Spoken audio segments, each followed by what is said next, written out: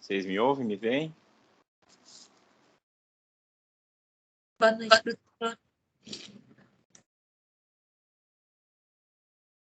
Ok. Vamos lá, vamos dar início à aula. Vamos falar hoje de fontes do direito internacional público. Nós vamos ter 3 aulas sobre o tema, tá? Então, hoje eu vou apresentar para vocês as fontes e depois nós vamos aprofundá-las nas próximas aulas. Então, nós estamos aqui no conteúdo programático, no item 2, fontes do direito internacional público. Recapitulando o que vimos na aula da semana passada, nós tratamos da relação entre a norma interna e a norma internacional.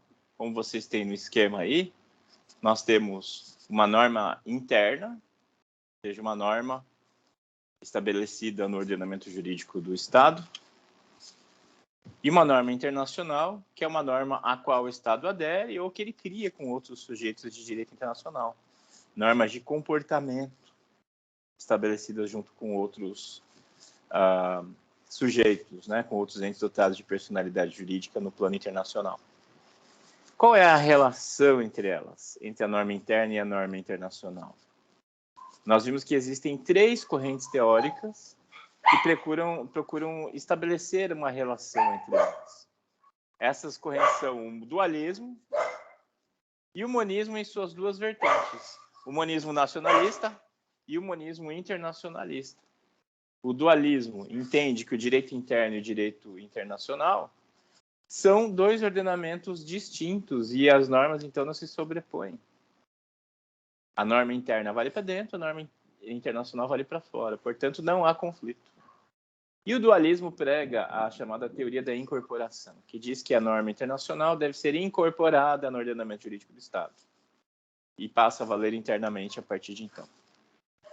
Já o monismo entende que a norma interna e a norma internacional são a mesma coisa. Né? São 2 faces da mesma moeda. Representam o mesmo fenômeno.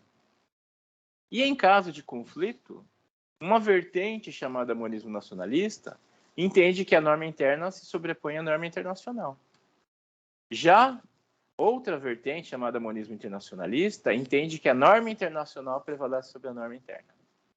Kelsen é um desses, um dos que defendem o monismo internacionalista, dizendo que o Estado, sendo soberano, ele pode aderir, ele pode se vincular à norma internacional e subordinar seu ordenamento jurídico interno se assim quiser, porque, afinal de contas, ele é soberano, e sendo soberano, ele faz o que quer.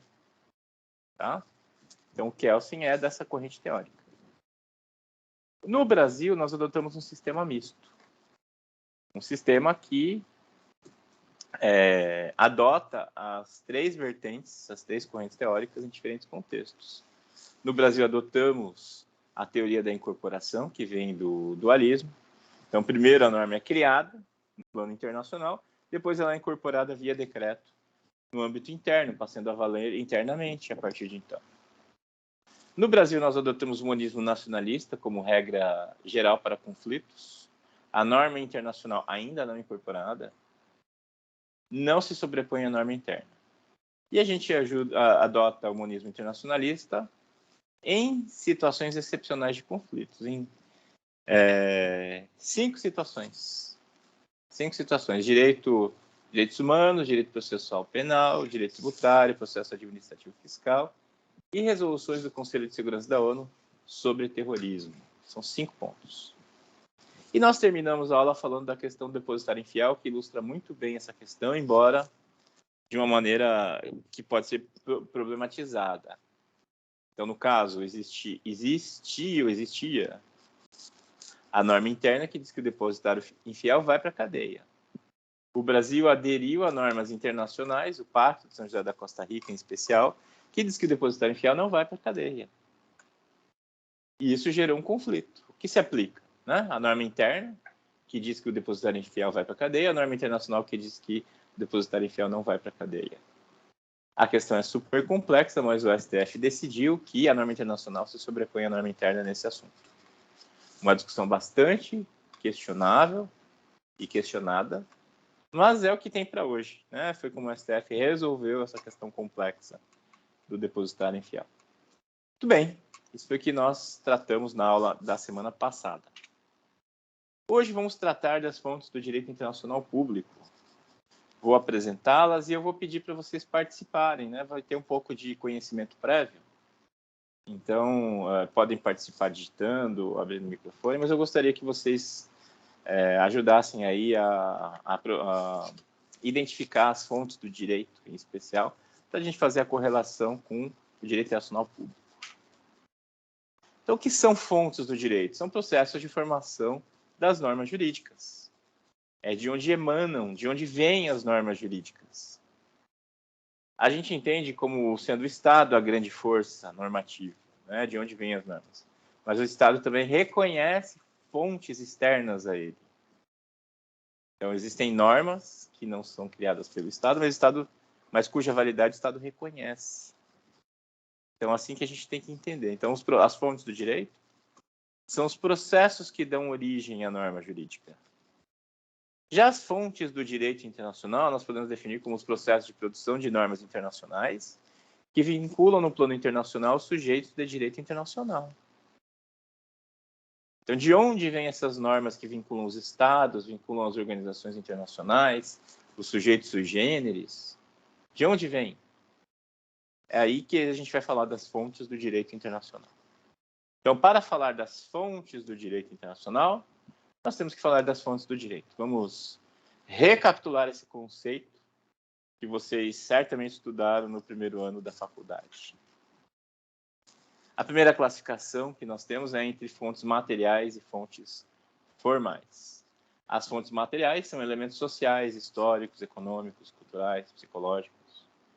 As fontes materiais não pertencem ao universo da ciência jurídica, não ao âmbito do direito, e pertencem, sim, à política do direito, visto que condicionam a decisão do poder no ato de edição e formalização de fontes do direito, segundo Rogério Mazzoli, que é um dos nossos autores de referência. Então, as fontes materiais não estão no direito, elas podem estar no plano da política do direito, mas não da ciência jurídica. Já as fontes formais são processos e formas por meio dos quais as fontes materiais se exteriorizam. São técnicas que permitem considerar uma norma como pertencente ao mundo jurídico, vinculando os atores para os quais se destinam. Por exemplo, uma sentença, por exemplo, a edição, um processo legislativo, a edição de uma norma.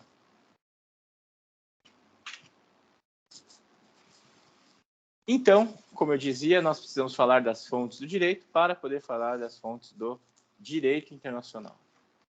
As fontes do direito, então, são os processos de onde emanam as normas jurídicas. A nomenclatura varia conforme o autor, tá? Nós temos diferentes denominações aí. Eu vou usar a nomenclatura do Miguel Reale. Tá bom? O Miguel Reale elenca 8 fontes do direito. Mas outros autores vão elencar 6, outros elencam 4, tá? Mas vamos usar a lista mais ampla aí do Miguel Reale. Então, eu gostaria que vocês me dissessem aí, para a gente esgotar a lista dos 8, quais são as 8 fontes do direito. Depois a gente vai falar uma a uma. Podem digitar, podem abrir o microfone. Qual é a primeira das fontes, turma? A primeira fonte do direito no nosso sistema romano-germânico. A lei, prof. Cortou aqui o áudio. Quem falou pode falar de novo? A lei, prof. Exato, a lei. Ele está aqui no... Tá. A primeira fonte é a lei. O que é a lei, turma? A lei é uma norma jurídica. Ok. Mas o que a lei precisa ter para ser lei? Ah, eu estou vendo que vocês já estão digitando. Tá bom. Costumes, jurisprudência, doutrina, Milena, Ana Carolina, Ágata. Ok.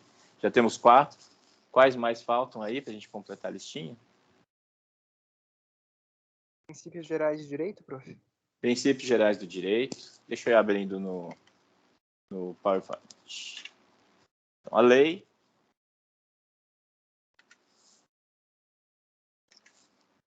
Costumes. Jurisprudência. Princípios gerais do direito. A Agatha ainda lembrou da doutrina, que está lá para baixo, é a 8. Faltam 3 ainda, turma, 3 fontes. Equidade, professor. Equidade. O que mais? Equidade é a número 7. Faltam 2. Analogia, Ana Carolina, exato. Analogia, equidade. Falta uma fonte, que é justamente a número 5 aqui, na minha sequência.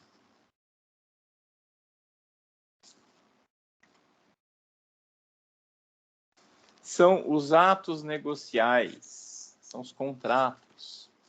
Então, ato negocial, analogia, equidade e doutrina. Essa é a lista das 8 fontes, segundo Miguel Reale. Vamos falar um pouquinho de cada uma, e para isso eu gostaria da ajuda de vocês, para a gente fazer definições singelas, né? Definições precárias, incipientes ainda, só para a gente poder depois pegar essas características e jogar para o lado direito da nossa coluna, das fontes do direito internacional. Então, uma lei, gente, uma lei é uma norma jurídica. O que mais que a lei precisa ter? Ela não é só uma norma jurídica, ela tem características. O que caracteriza uma lei? Ela tem um processo específico de formulação, professor? Um processo específico de formulação, justamente, Paulo, que a gente chama de processo legislativo. Ela tem que ter sido aprovada por um processo legislativo previamente determinado. Ou seja, ela começa com um projeto, tramita na casa iniciadora, tramita na casa revisora, onde ela vai ser aprovada em plenário por maioria simples. Aí vai para a sanção presidencial, onde pode receber sanção e veto, e sendo aprovada, ela vai para a ratificação do presidente e vai ser publicada. Depois disso, ela tem uma vacatio legis, após a qual tem início a vigência. Isso é o que a gente chama de processo legislativo. Ela tem que passar por essas etapas todas de formalização, constituindo assim uma fonte formal. Ok. Processo legislativo. O que mais? O que mais uma lei precisa ter para ser chamada de lei?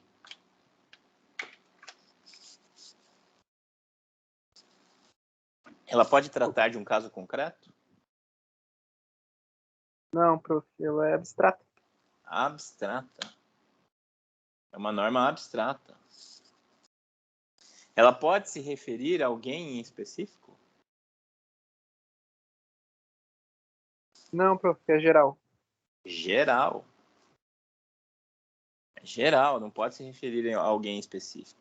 Ela tem que surtir efeitos erga omnes, efeitos contra todos.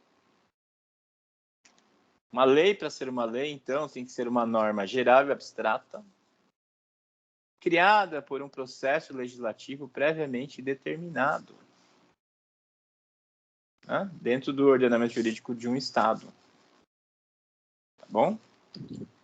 Então, é uma norma geral e abstrata criada pelo Estado por meio de um processo legislativo previamente determinado. Vamos ficar com essa definição. Bem singela, tá? Claro que a gente poderia agregar mais, mas vamos ficar com isso. Costumes. O que são costumes, turma? Ou mais especificamente, o que são costumes como fontes do direito?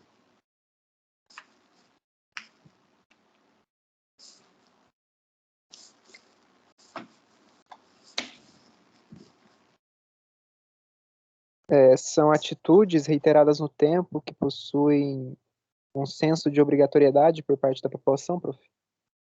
Atitudes. Costumes são atitudes. Vamos substituir atitudes por comportamentos, Paulo. Um pouco melhor. Obrigado, tá tentando achar uma palavra que não fosse tudo um bem. costume, né? O conhecimento é um processo, né? Então, vamos construir conjuntamente. Comportamentos repetidos, reiterados ao longo do tempo. Então, em determinadas situações, as pessoas praticam um determinado comportamento, e é um comportamento reiterado. Esse é o costume, né? Comportamento reiterado. As pessoas se veem numa determinada situação social e se comportam de uma determinada maneira. Esse é o costume. para ser fonte do direito, é preciso a obrigatoriedade, como o Paulo nos lembrou. Tem que haver o senso de obrigatoriedade. Se não for isso, não é fonte do direito, tá? Então, costume. O que é costume? É o hábito, por exemplo. Eu tenho o hábito de acordar e escovar os dentes. É um costume. Mas isso não é fonte do direito. Por quê? Porque não há obrigatoriedade. Né? Se eu decidir não escovar os dentes numa certa manhã, eu não vou estar descumprindo nenhuma norma jurídica. Não há o senso de obrigatoriedade. Então, é um costume sim, mas não é um costume como fonte do direito. Para ser fonte do direito, a sociedade tem que exigir de cada membro, de cada integrante da coletividade, aquele comportamento. Tá? Exemplo clássico de costume como fonte do direito é a fila. Pessoal, só um instante, estou batendo palma aqui em casa, já volto. Só rapidinho.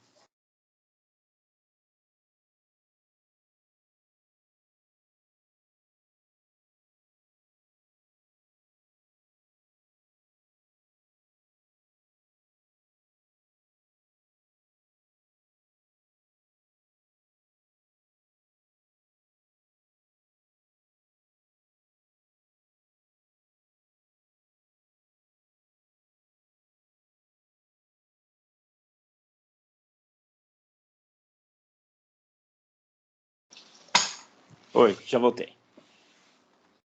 Então, a fila. Né? Você chega num lugar para ser atendido, está todo mundo postado em fila, você vai fazer o quê? Você vai se postar em fila também, na expectativa de ser atendido na ordem de chegada. Né? Não existe a lei da fila. Não existe uma regra do Código Civil que diz que você deve se comportar dessa maneira. Né? Claro que existe regulamentação, preferência de fila para pessoas com deficiência, para gestantes, mas isso é outra coisa. Agora, de modo geral, não existe a lei da fila. Então, se o seu lugar na fila for desrespeitado, você pode entrar com uma ação exigindo a reparação por esse desrespeito. Né? Cheque pré-datado também é uma forma, é um costume que foi reconhecido pelo STJ como tal, como válido. Então, cheque pré-datado é quando se faz a pré-datação. Você coloca o cheque para ser descontado numa data específica. Mas não existe lei sobre o cheque pré-datado. É um costume. É uma prática arraigada na sociedade, sobretudo no comércio, né? Desenvolvida pelo comércio. Era muito comum nos anos 80, nos anos 90, forma de financiamento. Crédito era escasso na praça, então as pessoas davam 10 cheques assim, para parcelar, digamos, uma geladeira. Cada um com valor e com uma data específica. Então, chegava lá dia 1º de janeiro, depositava. 1º de fevereiro, depositava outro cheque. 1º de março, depositava outro cheque. Né? Isso era cheque pré-datado. O STJ reconheceu a validade do costume. Reconheceu que ele não se sobrepõe à lei, porque o cheque continua sendo um título de crédito com liquidez. Agora, a pessoa que depositou antes da data tem o dever de indenizar o titular do cheque. Tá?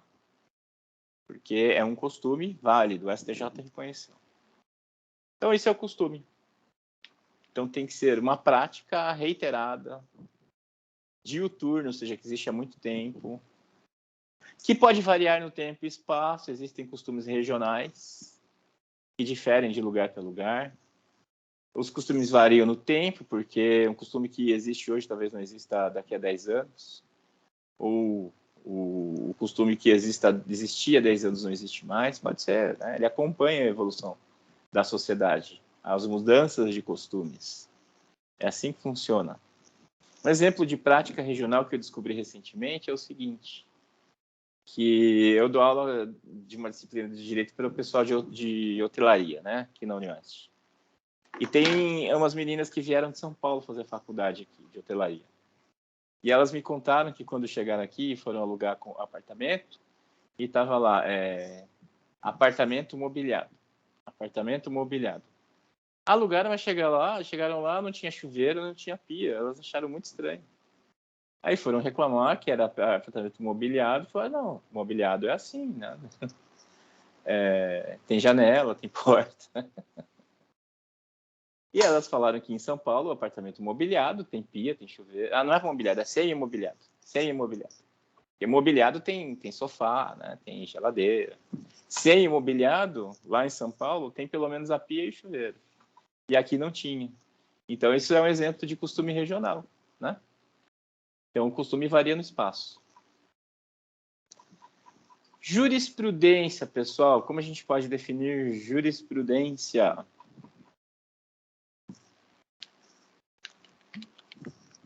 Professor, são decisões dos tribunais, interpretação de lei? É isso aí, Carolina. São decisões e interpretações dos tribunais, dos juízes, do judiciário. Para nós, no sistema romano-germânico, é necessária uma quantidade expressiva de decisões em um determinado sentido para ser configurada a jurisprudência. No sistema de common law, o sistema anglo-saxônico, basta uma decisão para estar formada a jurisprudência. A essa decisão eles chamam de precedente, né? O precedente no sistema de common law vincula todos os juízes que analisarem casos semelhantes a posteriori. Então, para eles, basta uma decisão para estar conformada a jurisprudência. Para nós, não. Para nós é necessária uma quantidade expressiva e que haja uma relativa uniformização de entendimento. E ainda que essa uniformização venha de cima para baixo, né? Em recursos, subindo de recurso e vai se padronizando, então ali se configura a jurisprudência. Um exemplo de direito, de norma jurisprudencial, porque estamos falando de fontes do direito, né? De norma jurisprudencial criada no Brasil, é o reconhecimento da validade da união homoafetiva. A Constituição não fala nada, não existe legislação, então logo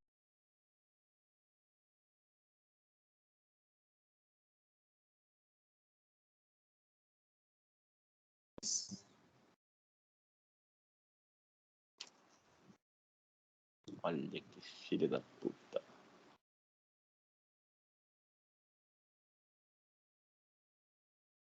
Pessoal, me caiu minha internet aqui. Eu tô no 3G, mas eu não quero ficar no 3G, tá? Vou sair e já entro de novo. Só um instante.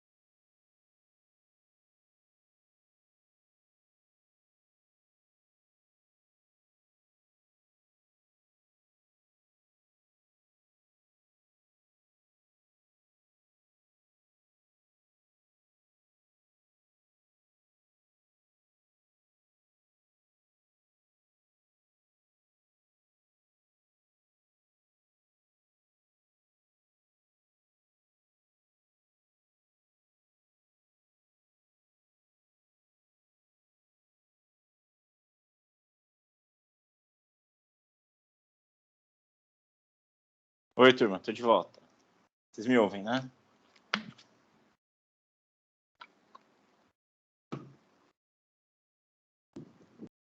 Sim, pronto. Ah, joia. Bacana. Falávamos de jurisprudência. Então, o casamento, a união homoafetiva passou a ser reconhecida aos poucos.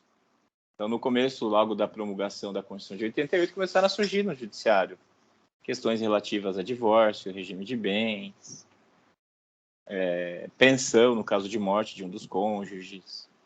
No começo, lá no comecinho, a tendência era dizer não, né, não reconhecer. Até que alguns juízes começaram a reconhecer a validade, sobretudo no Rio Grande do Sul, que teve uma jurisprudência que virou paradigmática depois. E aos poucos isso foi se uniformizando a tal ponto que hoje, né, e até por reconhecimento das instâncias superiores, a plena validade da união homoafetiva, ainda que não estabelecida por lei. Então é um exemplo de fonte jurisprudencial que criou uma norma jurídica jurisprudencial. Eu dizia antes sobre a nomenclatura, né? Alguns autores, não me lembro agora quais, falam, por exemplo, fontes legislativas, fontes jurisprudenciais, fontes consuetudinárias e fontes doutrinárias, reconhecem só 4. Né? Outros dizem que analogia e equidade são meras técnicas hermenêuticas. A doutrina não é fonte. Então, a nomenclatura varia. Então, isso foi jurisprudência. Princípios gerais do direito. Alguém pode me dar uma definição ou me ajudar a buscar uma definição de princípios gerais do direito?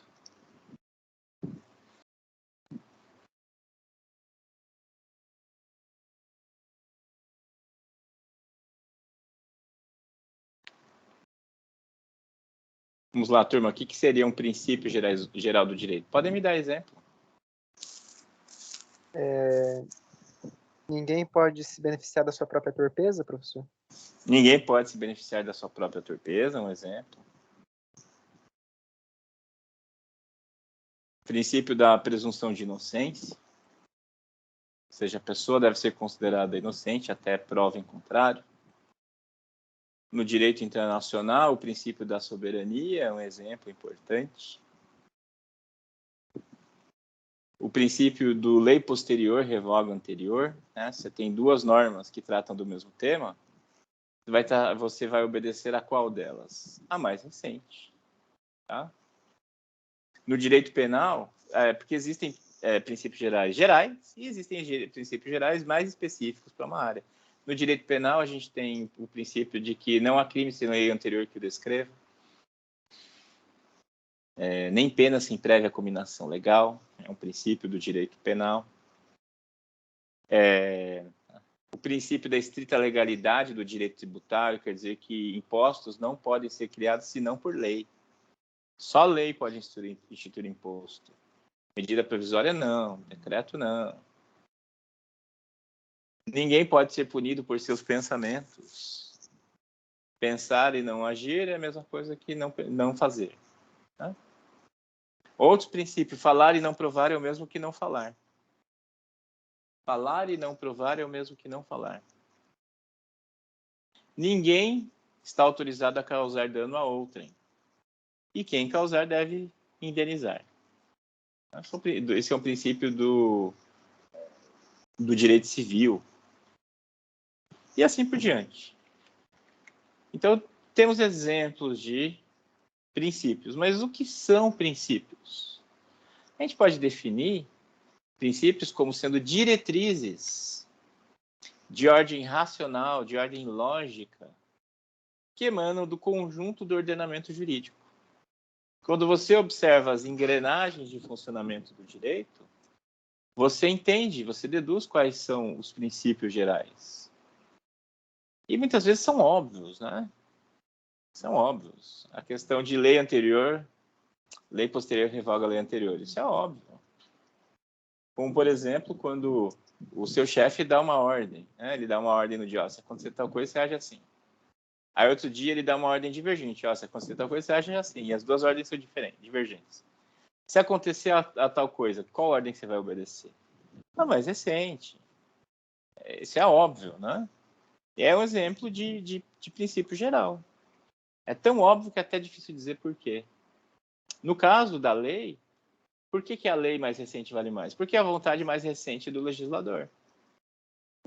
Essa é a ideia de um princípio geral. São sistemas lógico-racionais. Diretrizes. Não precisa ser uma sumidade no direito para entender dos princípios. Muitas vezes eles são muito óbvios. Ato negocial. Vocês ainda não tiveram direito das obrigações?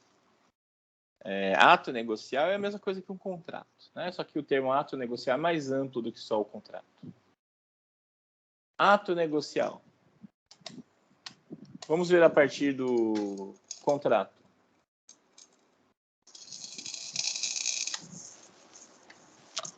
O contrato é uma obrigação entre as partes. Quem está de fora não está vinculado a ela. Então, o contrato vincula apenas as partes. Então, a gente diz que o ato negocial é uma obrigação interpartes.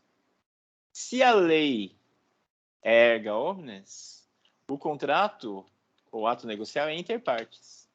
Só vincula aqueles que estão por parte, né? Estão vinculados pelo ato negocial. E o pressuposto de exigibilidade do ato negocial é um princípio chamado pacta sunt servanda, de que eu já falei para vocês no direito internacional. Pacta sunt servanda, que se costuma traduzir como sendo o contrato gera lei entre as partes. A obrigação assumida deve ser cumprida. Ou aquela lógica, ajoelhou, tem que rezar. Ninguém mandou assumir a obrigação. Assumiu, agora cumpra. Tá? Então, isso é o ato negocial. Analogia, turma. O que é a analogia? Alguns autores dizem que é uma técnica hermenêutica. Mas uma técnica hermenêutica que consiste em quê? Professor, eu acho que é tipo aplicar uma lei em uma situação muito semelhante ou idêntica, que não tem uma lei para aquela situação ainda. É isso aí, Ana Carolina. De maneira sucinta, é aplicar uma lei a um fato não previsto por ela. Você pega uma lei com um caso que prevê uma situação parecida, semelhante, como disse a Ana Carolina, e aplicar a um caso, geralmente um caso novo, né, sem amparo legal. Porque no nosso sistema jurídico, o juiz não pode negar a jurisdição, ele tem que dar a solução. Se foi levada uma questão à sua apreciação, ele tem que dar uma solução. Se ele não encontra essa lei nos costumes, na lei, na jurisprudência, nos princípios gerais, no contrato, ele pode resolver por analogia. Ele não pode deixar sem resposta. Então, normalmente, a analogia é a última ratio. É o último recurso a ser usado, né? Então, não achou resposta nas outras fontes, aí vai para a analogia. Ou, estritamente, pega-se uma lei que prevê um caso semelhante. Isso é muito comum no âmbito da quarta geração dos direitos humanos, conforme nos alerta Bob, o âmbito das novas tecnologias, né? Então, novas tecnologias são criadas, que geram impacto na sociedade, sem ter havido previsão legal, porque o legislador não pode criar, né? Não pode legiferar imaginando cenários futuros, hipotéticos. Não é possível, né? Seria um exercício de futurologia. Não é possível. Então, novas tecnologias são criadas e geram impacto, só depois o direito vai dar uma resposta. Essa é a dinâmica que o Bob nos alerta com relação à quarta geração dos direitos humanos, ou quarta dimensão dos direitos fundamentais, para outros autores, como Flávia Piovesan. Pois bem, para essas situações, muitas vezes os juízes têm usado da analogia para resolver. Por exemplo, o Uber, assim que chegou, alguns juízes aplicavam por analogia a legislação trabalhista, drones, questões relacionadas às vacinas da Covid, alimentos transgênicos. Então, quando surgiram essas tecnologias, primeiro se aplicava por analogia, primeiro se resolvia por analogia. Depois é que vinha uma legislação específica. E assim é a dinâmica, né? A analogia, na analogia se usa uma norma, se aplica uma norma a um fato não previsto por ela. Tem analogia legal, que é quando a própria lei diz que vai se aplicar, né, uma norma a um fato não previsto por ela. Por exemplo, deixa eu me lembrar, no Código Civil tem um monte de analogia legal, deixa eu lembrar.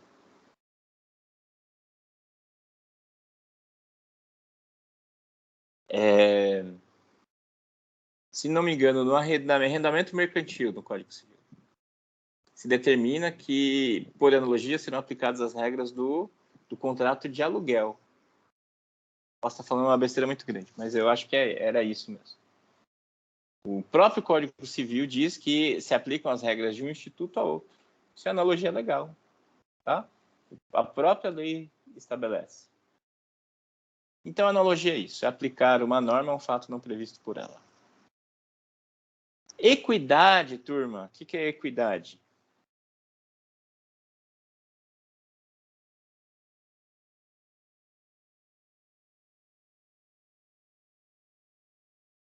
O que poderia ser equidade, turma? Professor, eu não sei se está certo, mas eu acho que o pouco que eu lembro, assim, é do... Quando não estamos, assim, em certa igualdade, e a função da lei é nos colocar nessa igualdade. É por aí, é por aí. Como técnica hermenêutica, a equidade visa reequilibrar uma situação jurídica. Buscar um ideal de equilíbrio, né? Não vamos falar igualdade, mas de equilíbrio entre as partes de uma relação que, por exemplo, se tornou desequilibrada. No direito, no nosso sistema judicial, a equidade normalmente é invocada pelas partes. As partes pedem ao juiz que decida por equidade. É como se falasse assim para o juiz: ó, juiz, a gente sabe que esse caso é difícil. Então, você, juiz, está autorizado por nós a ignorar a lei, ignorar os costumes, ignorar o contrato, ignorar a jurisprudência e decidir para esse caso de maneira particular a reequilibrar a situação. Isso normalmente é feito na arbitragem, tá? Muitas vezes a arbitragem é uma autorização para que o árbitro decida por equidade. Mas no sistema judicial também, né? As partes podem autorizar, né, querendo, podem autorizar o juiz a decidir por equidade. Aí o juiz vai ignorar a lei, ignorar o contrato, ignorar tudo e vai decidir o que é mais adequado para reequilibrar aquela situação.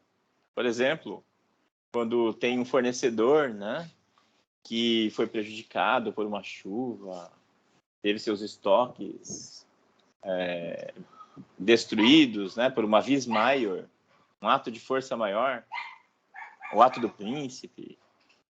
Aí a situação se tornou desequilibrada e para reequilibrar o juiz pode decidir por equidade. Por exemplo, distribuindo os prejuízos, dividindo os prejuízos entre as partes. E doutrina, turma? A doutrina é a mais simples, né? Doutrina é o conjunto das reflexões teóricas dos principais analistas, juristas, estudiosos do direito. E um consenso é que a doutrina não é propriamente uma fonte, mas ela sim ajuda a interpretar as fontes. Por isso ela é normalmente elencada na lista aí, né? Às vezes ela não consta na lista, justamente por essa característica. Porque a doutrina não cria norma jurídica, mas ela ajuda a interpretar as demais fontes de modo a criar normas jurídicas. Então é isso. Isso é o que nós temos de fontes do direito, né? Uma singela análise, um resumo, um sumário, que vai nos servir agora para entender as fontes do direito internacional.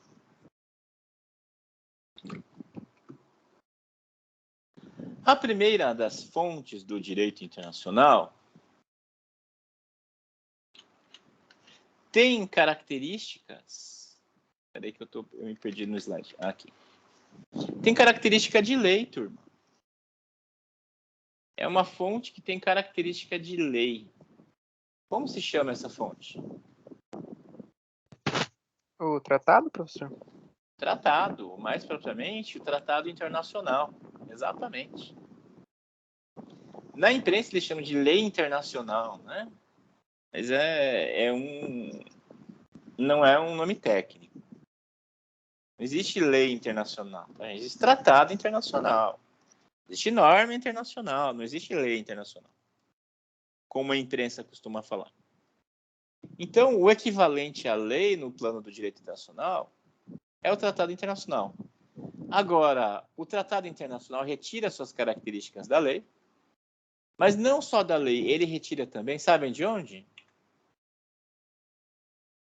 do ato negocial, turma. Os tratados internacionais têm características de lei e de ato negocial. Por quê? Uma definição, uma definição inicial para tratado internacional seria norma geral e abstrata.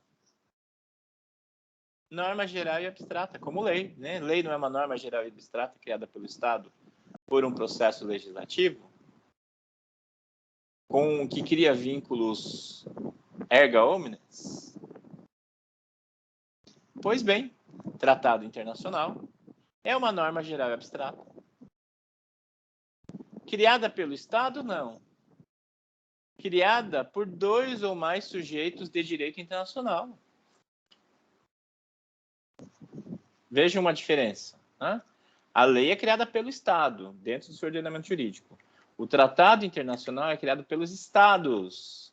Nós vamos falar Estados, porque pode ter organizações internacionais, pode ter a Cruz Vermelha, pode ter a Santa Sé, né?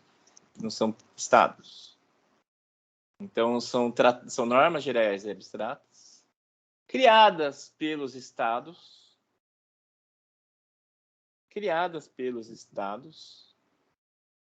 com efeitos erga omnes? Não. Com efeitos interpartes. O tratado internacional não vincula todos os países, ele vincula apenas os países que são partes desse tratado. Efeitos interpartes, tal como o ato negocial. O contrato só vincula as partes, né? Efeitos interpartes. O tratado internacional a gente pode pensar como sendo um contrato entre países. Claro, de maneira bem simplória, né? E mais, o pressuposto de exigibilidade do tratado internacional a gente vai encontrar onde? A gente vai encontrar no ato negocial. É o pacta sunt servanda. Pacta sunt servanda significa o contrato gera lei entre as partes. No direito internacional, pacta sunt servanda diz que o tratado internacional vincula as partes. A parte que assumiu uma obrigação deve cumpri-la.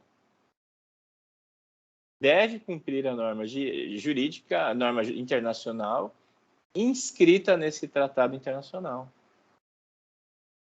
Então é isso. A primeira fonte do direito internacional tem características de lei e de ato negocial. No direito interno, nós temos os costumes. No direito internacional, nós teremos o quê, turma? Usem o bom senso de vocês. Os costumes internacionais?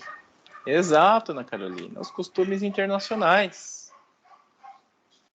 Costumes internacionais. O que são costumes internacionais? São comportamentos habituais tidos como obrigatórios pela sociedade internacional.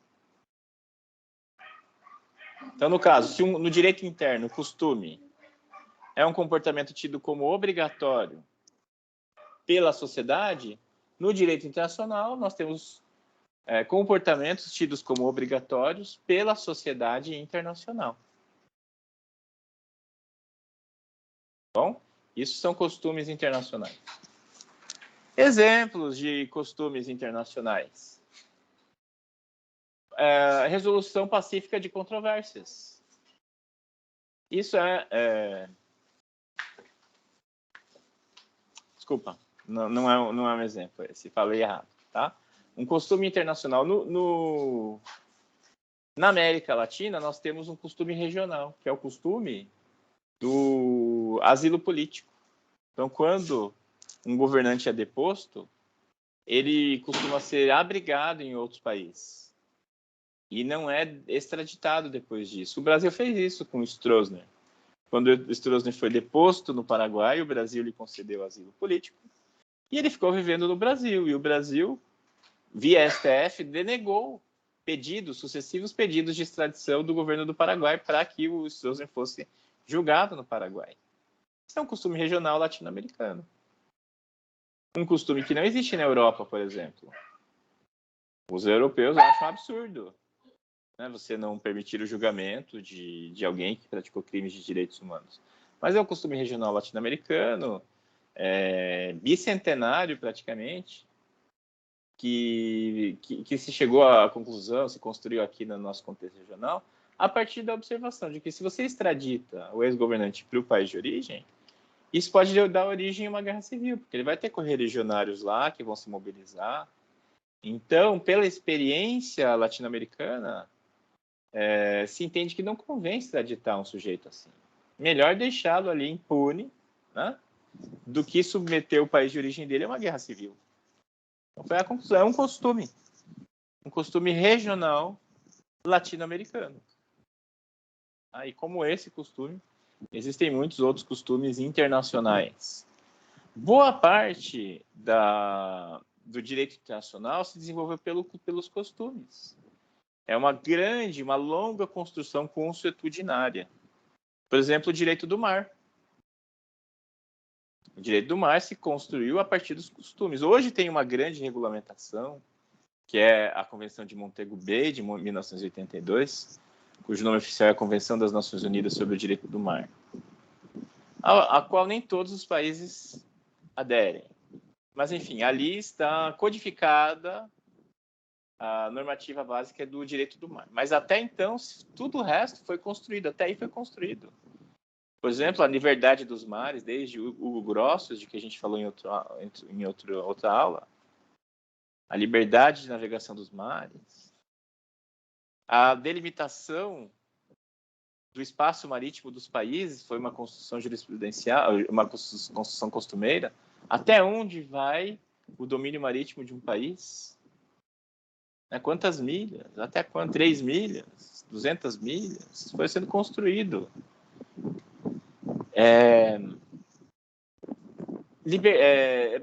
Passagem inocente.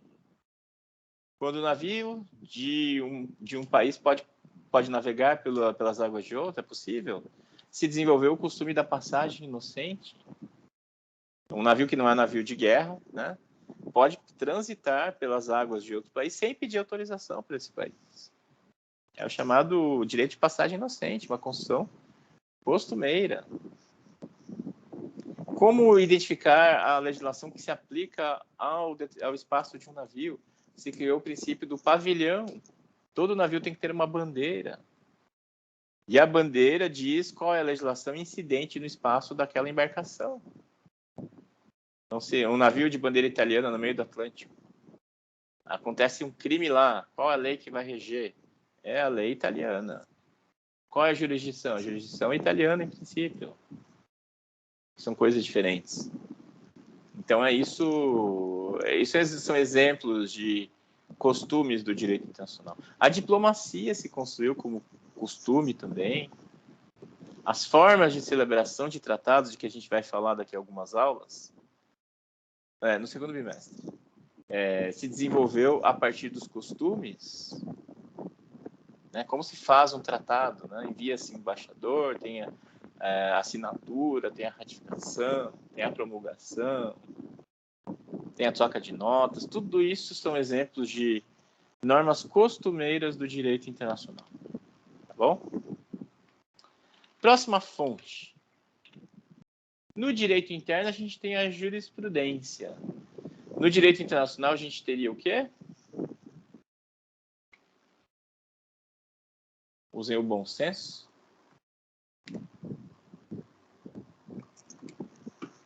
Na jurisprudência internacional, prof? Exato. Veja que é lógico, Paulo. A gente tem a jurisprudência internacional. O que é a jurisprudência internacional? Conjunto das decisões dos tribunais internacionais. A gente falou um pouquinho de tribunais internacionais há algumas aulas. A Corte Interamericana de Direitos Humanos, a Corte Internacional de Justiça, o Tribunal Penal Internacional, o Sistema de Solução de Controvérsias da OMC,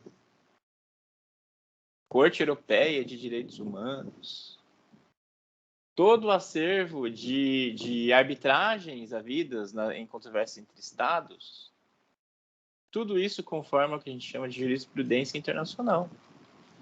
Então, a gente pode resumir assim, uma decisão da Corte Internacional de Justiça, da Corte de Haia, gera uma norma internacional, porque ela reconhece, né, a validade de uma norma internacional.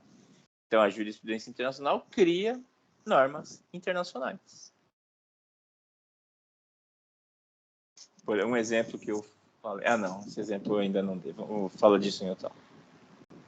Então, é isso. Jurisprudência internacional. Uma observação. A jurisprudência dos tribunais internos dos estados não gera jurisprudência internacional. Uma decisão do STF, mesmo que se trate de uma norma internacional, de um tratado, não gera jurisprudência internacional. Tá? Tem que ser uma decisão desses tribunais que eu falei. Corte de Haia, TPI, Corte IDH. Tá bom? Do lado esquerdo, nós temos princípios gerais do direito. Do lado direito, nós teremos também princípios gerais do direito. Também é fonte, tá? Assim como nós temos princípios gerais que são mais gerais e princípios gerais que são específicos, aqui no direito internacional ocorre a mesma coisa. Princípio geralzão, como lei posterior revoga anterior. É válido, lex posterior derogat priori, é válido no direito internacional. No caso, em termos de tratado, né? Tratado posterior revoga anterior. Se o Brasil e a Argentina têm um tratado de 2010 e um tratado de 2015, com disposições de conflito entre si, qual dos dois deve ser aplicado? Devem ser aplicadas as disposições do tratado de 2015. Lei posterior revoga anterior. Isso parece uma obviedade, mas tem muitos conflitos graves entre estados sobre coisas assim. A gente vai ver a questão do Birtawil, que é uma região que foi declarada... É uma brincadeira, né? E declarada como Reino do Sudão do Norte. Eu acho que vocês falaram disso em ciência política. Estou lembrando agora. Então, é uma região ali entre o Egito e o Sudão que nenhum país quer. Nenhum país quer. É o Birtawil. Daí foi lá um sujeito e declarou independente, né? E nomeou a filha dele como princesa, que até fez a bandeira. É uma brincadeira. Mas é uma brincadeira séria, porque o conflito entre Egito e Sudão decorre de que eles têm duas normas, dois tratados que definem a fronteira. O Egito defende um tratado, o Sudão defende outro. O Egito defende o tratado mais recente, o Sudão defende o tratado mais antigo, dizendo que o mais recente não tem validade por algum motivo. Subjaz nessa questão o princípio de lei posterior revoga anterior. Nenhum dos dois está discordando que o tratado posterior revoga o anterior. O argumento do Sudão é que o tratado posterior não é válido por algum motivo. Né? Porque se fosse válido, o Sudão admitiria que ele é que seria aplicado. Então, eu digo isso para mostrar para vocês que esse princípio geral, lei posterior revoga anterior, tão óbvio, às vezes é questionado. Né? E nós temos princípios específicos no direito internacional. Princípios específicos, como, por exemplo, o princípio da soberania, que é basilar no direito internacional. Todo o direito internacional é construído na ideia de soberania dos Estados. No direito internacional não são criadas normas internacionais que sobreponham a soberania dos Estados. Pressupõe-se sempre a soberania dos Estados. O princípio da solução pacífica de controvérsias. Quando dois países têm um conflito qualquer, eles têm que resolvê-lo pacificamente. Não podem usar de armas, recorrer à força. Há conflitos armados. Né? Isso é o princípio da solução pacífica de controvérsias.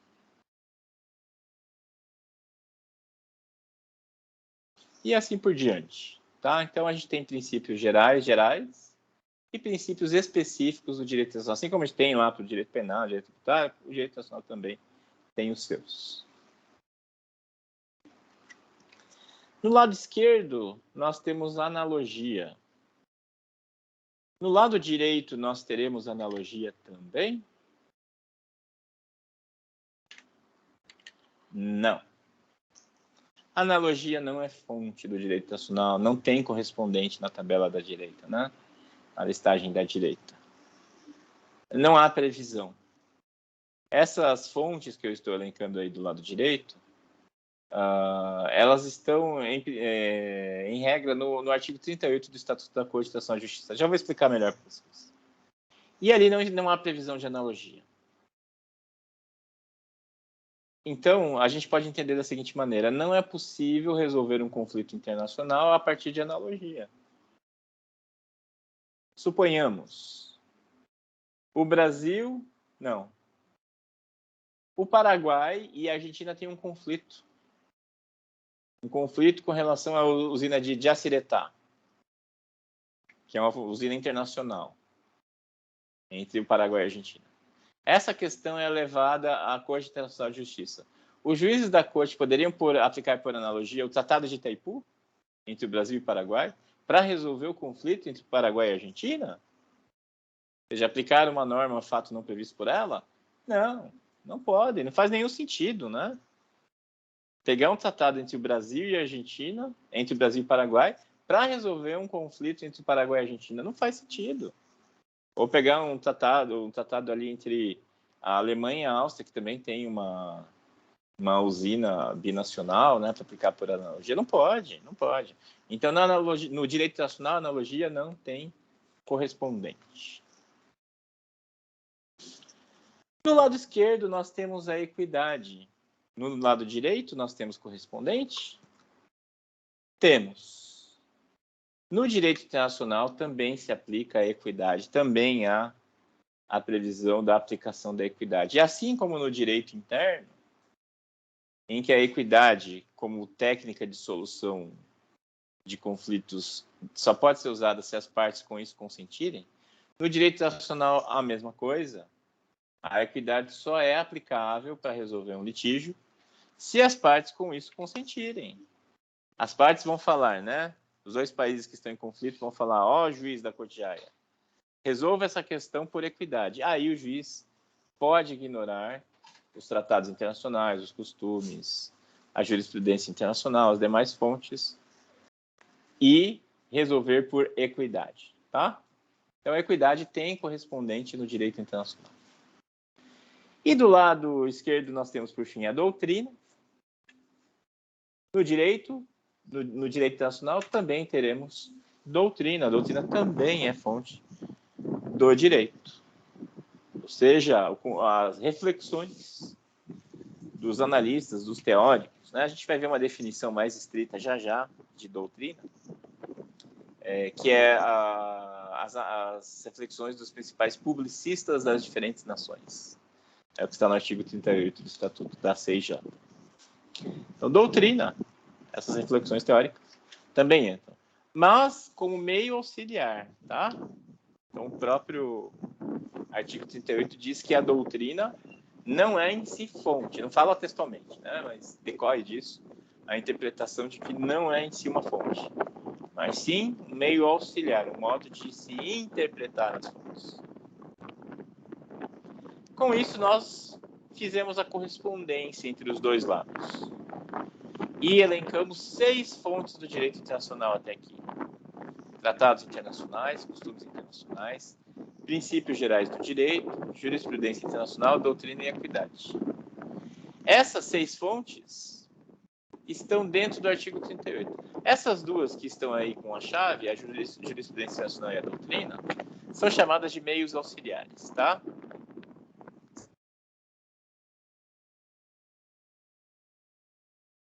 Auxiliam a estabelecer as demais fontes. E as 6, que estão aí enxaveadas, estão elencadas no artigo 38 do Estatuto da Corte Internacional de Justiça. São 6 fontes que estão lá no artigo 38, cuja redação eu já vou mostrar para vocês. Fora do artigo 38, nós temos mais 2 fontes, não ali elencadas, mas reconhecidas como tais, reconhecidas pela jurisprudência da Corte Internacional de Justiça. tá? Então, por diferentes motivos, essas duas fontes que eu vou mostrar para vocês não foram incluídas no artigo 38, mas elas são reconhecidamente fontes, que são as decisões das organizações internacionais e os atos unilaterais. Como eu dizia, essas duas estão fora do artigo 38 do Estatuto da Corte Internacional de Justiça. O que é o Estatuto da Corte Internacional de Justiça? A Corte Internacional de Justiça, como a gente falou em outra aula, é o braço judiciário da ONU. Então, quando a ONU foi criada, foi aproveitada a Corte de Haia como seu braço judiciário. Ou, para a gente retomar o que nós dizíamos sobre o Raul Fernandes na outra aula, quando foi criada a Corte Permanente de Justiça Internacional, a CPJI, em 1921, que contou com a participação do jurista brasileiro Raul Fernandes, se pensou, a Liga das Nações precisa de um braço judiciário. Então, vamos criar a Corte. Aí foi criada a Corte Permanente de Justiça Internacional, vulgo Corte de Haia, que depois foi reaproveitada na ONU. Quando veio a ONU em 1945, se chegou à conclusão de que precisaria de um braço judiciário para ela. E em 1946, a Corte de Haia foi incorporada. Ela recebeu um novo estatuto, né, e foi incorporada à ONU. E esse estatuto é o regramento interno da Corte. É um tratado, que no caso da ONU é um tratado, é uma regulamentação que integra a própria Carta da ONU. Então, se vocês forem procurar a Carta da ONU, vocês vão ver que tem o texto da Carta da ONU, com artigos, né? Quando termina o texto da Carta da ONU, começam os dispositivos do Estatuto da Corte Internacional de Justiça. Começando de novo, artigo 1º, né? Recomeça a numeração. Então é isso, o Estatuto da Corte Internacional de Justiça é o regramento interno. É um tratado que dispõe sobre o regramento interno da Corte. E ali o seu artigo 38 elenca aquelas 6 fontes. Eu já vou mostrar a redação dele para vocês. Aquelas 6 primeiras fontes estão no artigo 38. Essas outras duas não estão no artigo 38. Decisões das organizações internacionais. Quando uma entidade como a ONU baixa uma resolução, essa resolução é uma norma internacional. Por exemplo, uma resolução determinando a intervenção humanitária em um determinado país, como foi feito, por exemplo, em relação à Líbia, 2011, eu não me lembro mais, mano. Quando é feita uma resolução determinando a criação de uma missão humanitária, por exemplo, no Haiti, na República Democrática do Congo. Essa resolução da ONU é uma norma internacional, evidentemente. A partir do momento que ela vincula estados, vincula sujeitos de direito internacional, ela é uma norma internacional. É evidente, é inegável, é fático.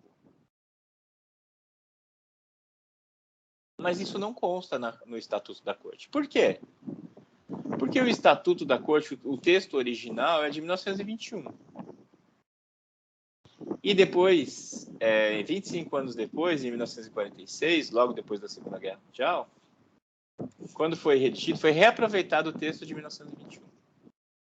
E nessa época, as organizações internacionais ainda não tinham um protagonismo, uma atuação forte.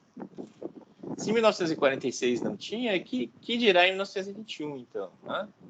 Não quer dizer que não existissem entidades com características que hoje nós qualificaríamos como organizações internacionais. Existiam entidades com essas características. Só que naquele momento ainda não se entendia muito bem o papel delas. Não se havia ainda determinado que elas eram sujeitos de direito internacional e, portanto, passíveis de assumir direitos e obrigações no plano internacional. Ainda não. Por isso não constaram as organizações internacionais no texto do Estatuto da Corte Internacional de Justiça. Essa é a explicação histórica. Por que não estão lá as decisões das organizações? Porque no momento histórico não era condizente. Né? Não se pensava em organização internacional sob essa perspectiva. Isso vem sobretudo a partir da decisão de 1949, um parecer consultivo da Corte de Haia, que reconheceu a personalidade jurídica da ONU num conflito com Israel. Disso a gente vai falar em outra oportunidade. Esse é um dos casos emblemáticos de direito internacional que nós temos que ter em vista. Atos unilaterais. Atos unilaterais. O que são atos unilaterais? São práticas legislativas ou não realizadas pelos estados. Legislativos ou não, o Estado pode estabelecer por lei ou não, tá? Pode ser uma declaração. É um ato unilateral quando o Estado toma uma decisão por si próprio, sem consultar os demais países, sem consultar a sociedade internacional, sem negociar com ninguém. Ele decide por si mesmo, de maneira unilateral. Exemplo de ato unilateral como fonte do direito internacional. Quando o Brasil reconheceu a independência do Sudão do Sul.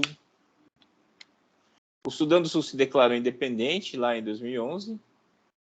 Poucos dias depois, para não dizer no dia seguinte, porque eu já não tenho certeza, mas pouco tempo depois da declaração do Sudão do Sul, o governo brasileiro emitiu uma nota reconhecendo a independência do Sudão do Sul. Isso é um ato unilateral. O Brasil não negociou com o novo governo do recentíssimo Sudão do Sul para reconhecer a independência dele. O Brasil não negociou com outros países, não foi feito de maneira multilateral, né? Foi um reconhecimento unilateral. O Brasil sozinho, por iniciativa própria, reconheceu. Como vários outros países o fizeram também, no mesmo momento, né? Mas o Brasil não negociou com ninguém, né? Apenas reconheceu. Esse é um ato unilateral não legislativo, mas que gera obrigações no plano internacional. Que obrigações? Obrigação, por exemplo, de imediatamente reconhecer o passaporte expedido pelo Sudão do Sul. Então, o Sudão do Sul acabou de virar um país, ele vai expedir passaporte. Se algum cidadão do Sudão do Sul viajar para o Brasil e apresentar o passaporte do Sudão do Sul, o governo brasileiro é obrigado a reconhecer esse passaporte. É uma decorrência daquela declaração unilateral.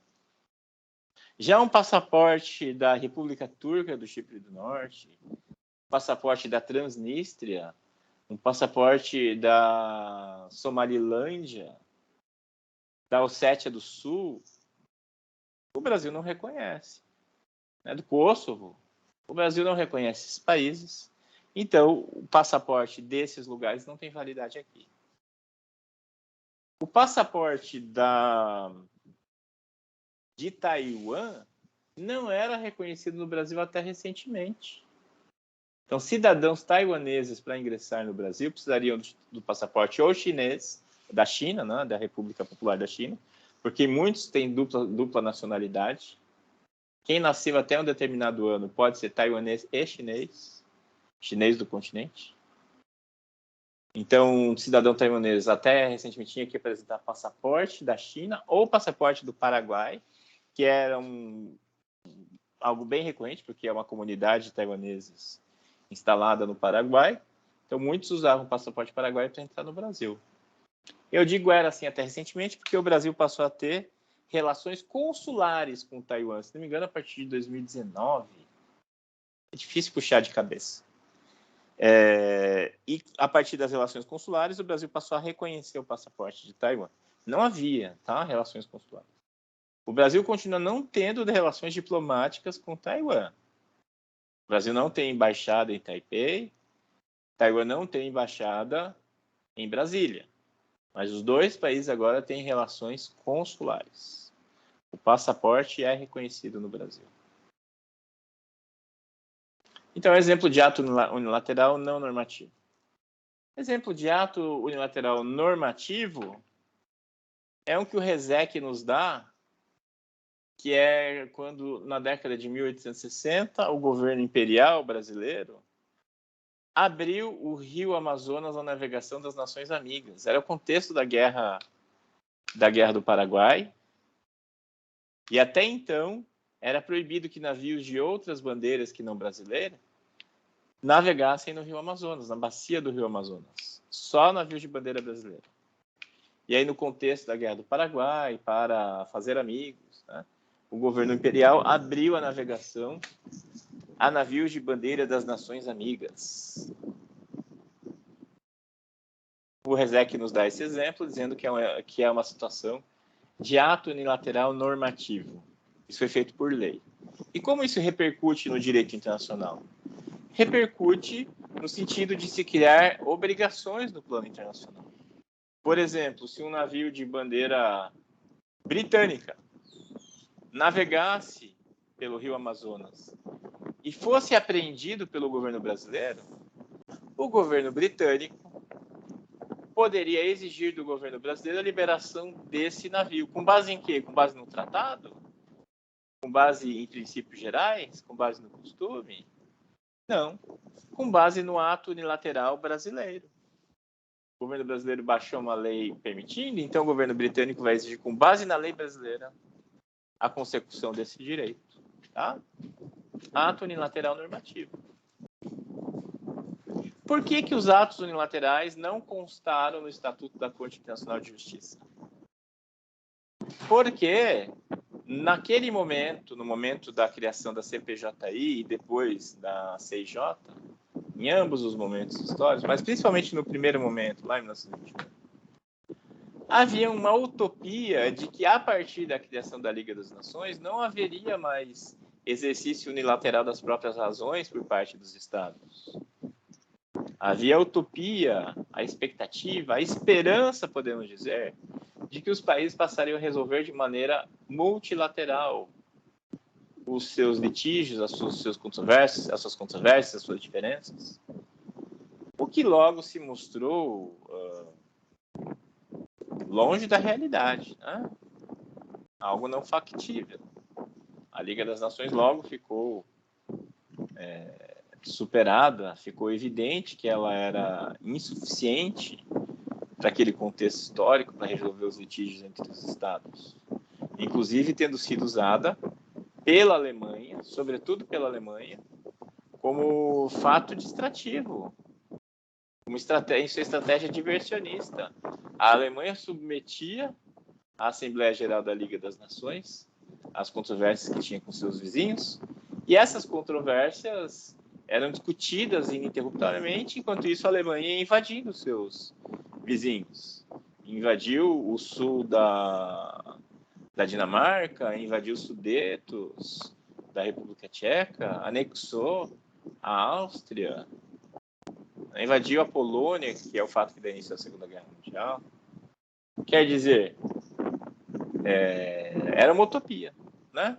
Então não se incluiu de propósito a fonte atos unilaterais no Estatuto da Corte Internacional de Justiça, da Corte, no caso, né, a Corte de Haia, a CPJI, porque se entendia que isso não aconteceria mais.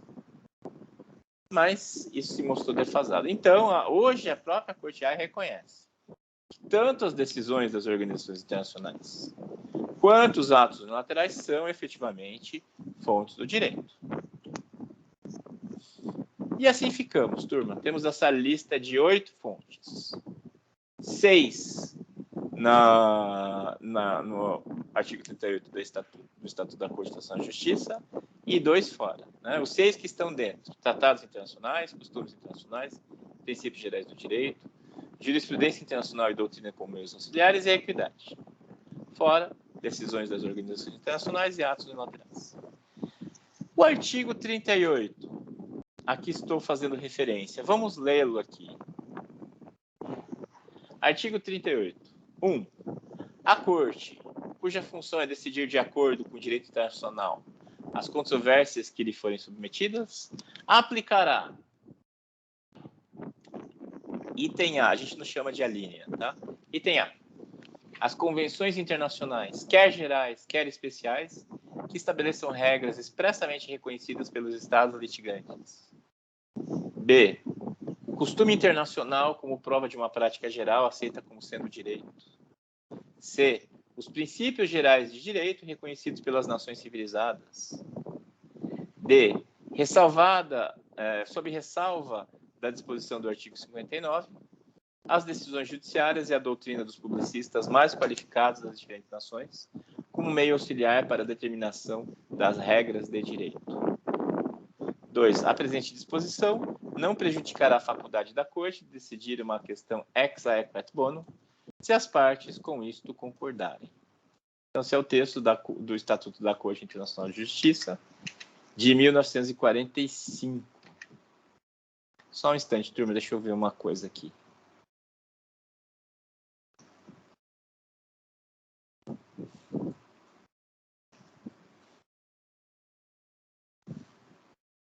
Estou vendo se na aula da semana que vem eu incluir um tópico.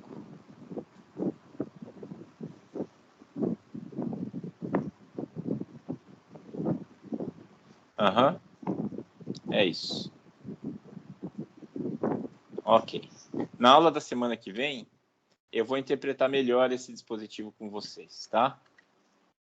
Mas eu quero que vocês observem nesse momento que ali estão as 6 fontes, né? A gente viu, voltando no slide anterior, Tratado Internacional, está ali no item A, Convenções Internacionais, que é a mesma coisa que Tratado Internacional. Depois nós temos costumes internacionais, ali o costume internacional na B. Depois princípios gerais do direito, está ali na C, os princípios gerais do direito. Reconhecidos pelas nações civilizadas. Isso é problemático, vou falar disso semana que vem, né? Porque é eurocêntrico, nação civilizada. O que é civilizado?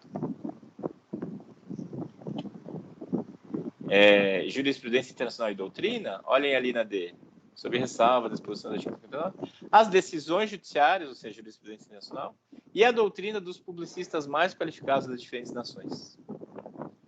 Jurisprudência internacional e doutrina. Como meio auxiliar para a determinação das regras de direito. Então, a jurisprudência internacional e a doutrina servem como meios auxiliares, quer dizer, não criam a norma jurídica, mas ajudam a interpretar as fontes e determinar a norma jurídica, a norma internacional. E o item 2, a presente disposição não prejudicará a faculdade da Corte de decidir uma questão ex aequo et bono, se as partes com isso concordarem. Ex aequo et bono é o nome latino, é o brocádio latino para equidade. Tá? Ex aequo et bono a gente traduz como equidade. Então a Corte Nacional de Justiça pode decidir uma coisa, uma questão, a partir da equidade, mas só se as partes concordarem, como eu havia falado para vocês, né? É assim no direito interno, é assim no direito nacional. Se as partes falarem, olha, juiz, ou juízes, né, da Corte de podem decidir por equidade, o juiz assim vai fazer. Vai ignorar as demais fontes e vai resolver por equidade. E notem que não estão aí as decisões das organizações internacionais nem os atos unilaterais. Muito bem, e encerramos aqui. Não vou falar mais do artigo 38, porque é o tópico da aula da semana que vem. Tá? A gente vai destrinchar esse dispositivo e falar de outras coisas. Alguma dúvida? Questão?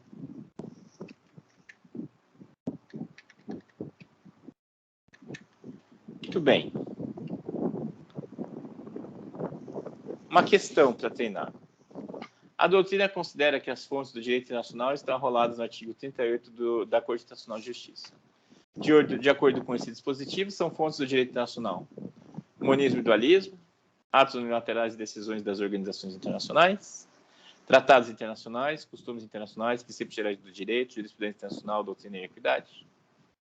Estados e organizações internacionais, sujeitos sem personalidade jurídica, sujeitos sui generis e os indivíduos, monismo e atos unilaterais. A gente acabou de ver a aula, essa é fácil, né? Mas quando a aula está distante, a gente vê outras respostas aí que não isso. Então, obviamente, são essas fontes que estão aí, sem incluir atos unilaterais e decisões das organizações internacionais, como está na letra B. Amanhã a gente tem agendada a aula, mas vai ser aula no esquema remoto, tá, gente? Como eu expliquei na semana passada, neste ano letivo a gente tem muitos feriados. Tem 2 feriados e 2 recessos de sexta-feira, o que acabou comprometendo a nossa carga horária. Então, para suprir a carga horária, eu precisei agendar a aula de sábado. E eu preferi agendar agora, né, do que deixar para o ano que vem, porque agora a gente ainda está no regime de aula remota. a gente deixasse para o ano que vem, possivelmente nós teríamos de fazer essas aulas presenciais no sábado. Então, como estamos em regime de aula remota, eu vou dar uma atividade para vocês fazerem. Não vou dar aula, não é preciso, não é aula presencial, não é aula síncrona, é uma atividade remota. Eu vou deixar a atividade e vocês vão ter presença em função da entrega da atividade, tá? A atividade consiste em um relatório de palestra. Vocês vão assistir ao vídeo de uma palestra chamada A Arte como Alegoria da História do Direito Internacional, ministrada pela professora Alessandra Correia Lima Macedo Franco. O link está aí, né? Está a partir de 2 horas até 2 horas e 58 minutos de palestra. Vocês vão assistir e vão fazer um relatório da palestra. A entrega, eu fui generoso, eu deixei para vocês entregarem até 21 de janeiro, retorno das nossas aulas. Peso 10 pontos de 100 para o primeiro bimestre, fechando assim os 30 pontos de atividades do primeiro bimestre. Ok? E como está ali embaixo, essa atividade é correspondente à aula de amanhã, sábado, e a presença será atribuída em função da entrega do relatório. É isso. Então, reitero, não é aula síncrona, tá? É só atividade mesmo. Vamos à chamada.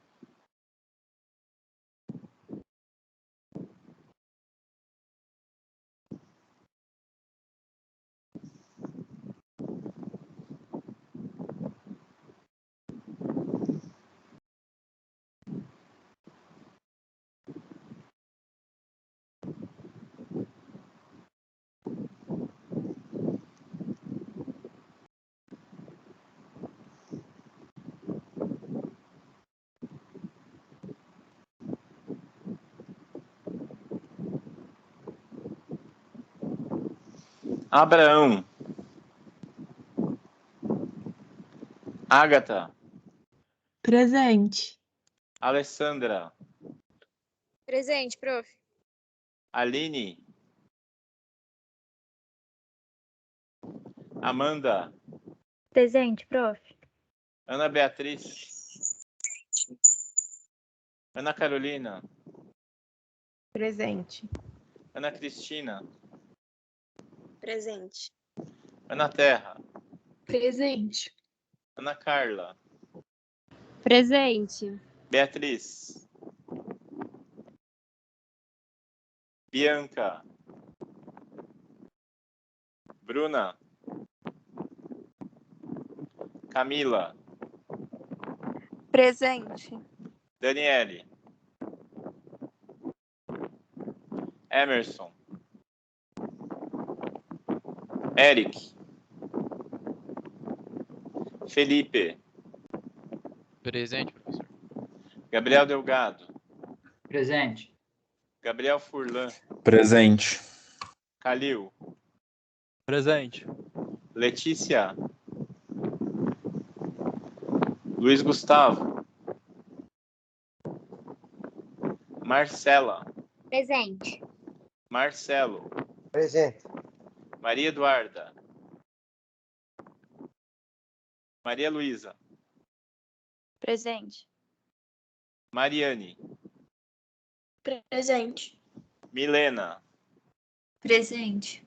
Otávio. Presente. Pamela. Presente. Paulo. Presente, prof. Raíssa. Presente. Robson. Ives. Presente, professor. Robson. Opa, ok, Robson. Ives. Alguém respondeu no chat? Beatriz e Ana Beatriz. Ok, Ana Beatriz e ok, Beatriz. Então é isso, turma. Encerramos aqui. Atividade, Professor, eu só tenho uma pergunta sobre o fichamento, a outra atividade que o senhor passou. Pede para colocar a página na citação, né? Só que lá no site não tem página em lugar nenhum. Aí pode colocar Não, é página. texto de internet, né? É. Tem razão, não precisa colocar a página. Tá bom, professor. Obrigado. Obrigado eu pelo aviso, eu não tinha me tocado disso. Mais alguma coisa? Então é isso, turma. Encerramos aqui. Obrigado, bom fim de semana. Até semana que vem. Boa noite. Boa noite, prof. Boa noite. Boa noite, prof.